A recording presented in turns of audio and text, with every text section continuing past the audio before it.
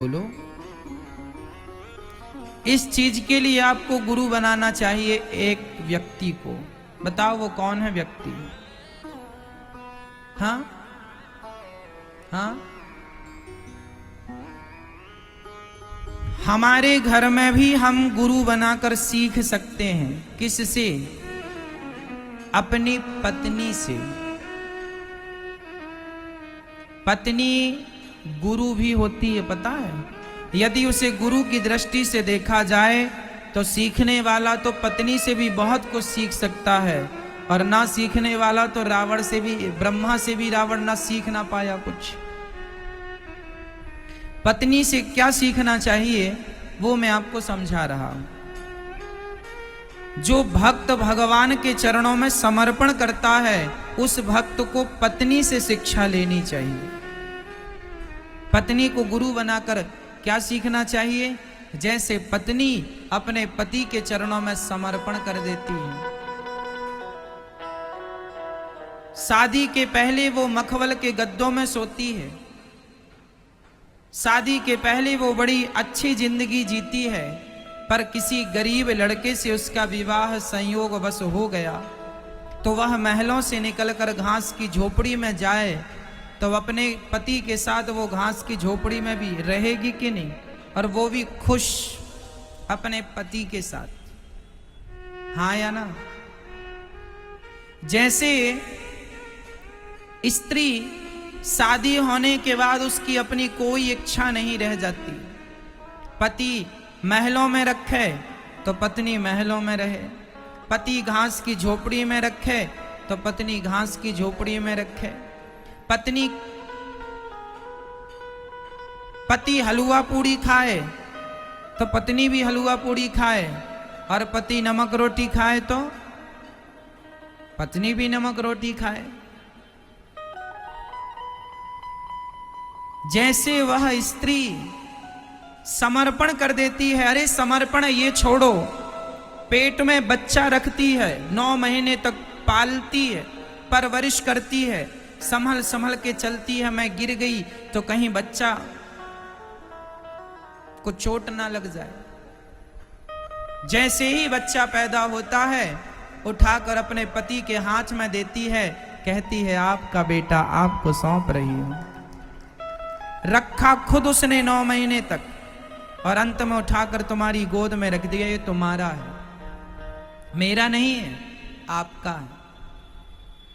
इसलिए पुत्र मां के नाम से नहीं पिता के नाम से पहचाना जाता है। अपना नाम उसने डिलीट कर दिया, पिता का नाम चला। ससुराल आई, मांग भरती है आपके नाम की, मेहंदी रचाती है आपके नाम की, जो श्रृंगार है सब किसका? पति के नाम का। और समर्पण देखिए कि पति चला गया तो श्रृंगार छोड़ देती है। क्या समर्पण है स्त्री का! अपनी मां को, अपने पिता को, अपनी बहन को, सबको छोड़ दिया। किसके लिए? अपने पति के लिए।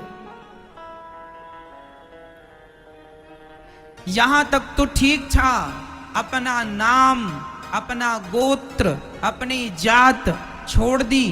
किसके लिए? मां, एक स्त्री जितना त्याग करके अपने पति के लिए जितना त्याग करती है उतना त्याग कोई भगवान के लिए करता तो भगवान साक्षात खड़े हो जाते हैं। त्याग की प्रतिमूर्ति स्त्री है, समर्पण की प्रतिमूर्ति स्त्री है। समर्पण कितना बढ़िया है! समर्पण है ये, मैं आपकी हूं बस।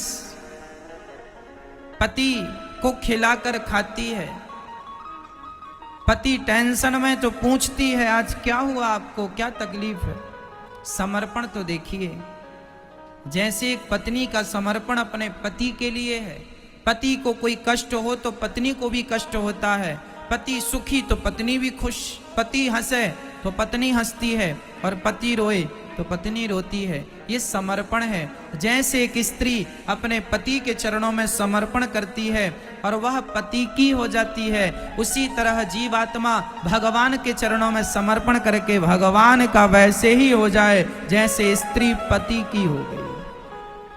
एक स्त्री ने अपना सब कुछ त्याग दिया, नाम, गोत्र, जात, पात, धर्म। जो पति की जात वही इसकी जात, जो पति नाम देगा वही इसका नाम। बस अपने आप को मिटा देना ही समर्पण है। सिंपल भाषा में कहूं, पत्नी अपने आप को मिटा देती है। पहले वह लड़की थी, अब क्या हो गई?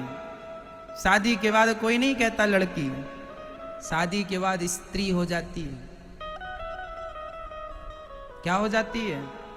ये फलाने की पत्नी है, फला स्त्री है, लड़की खत्म।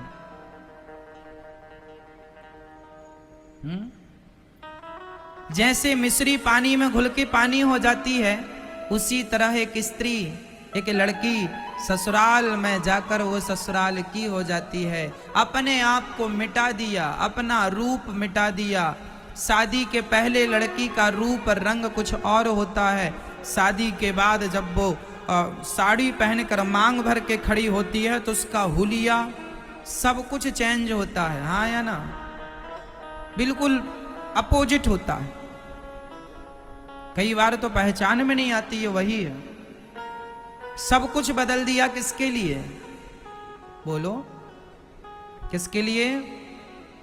पति के लिए। सब कुछ बदल दिया पति के लिए। उसी तरह कहता हूं, अपने आप को मिटा दो। जैसे पत्नी, जैसे लड़की ने अपने आप को मिटा दिया और लड़की से पत्नी हो गई, उसी प्रकार अनिरुद्ध अपने आप को मिटाकर अनिरुद्ध से भगवान का हो जाए, यही मिटा देना, यही समर्पण कर देना।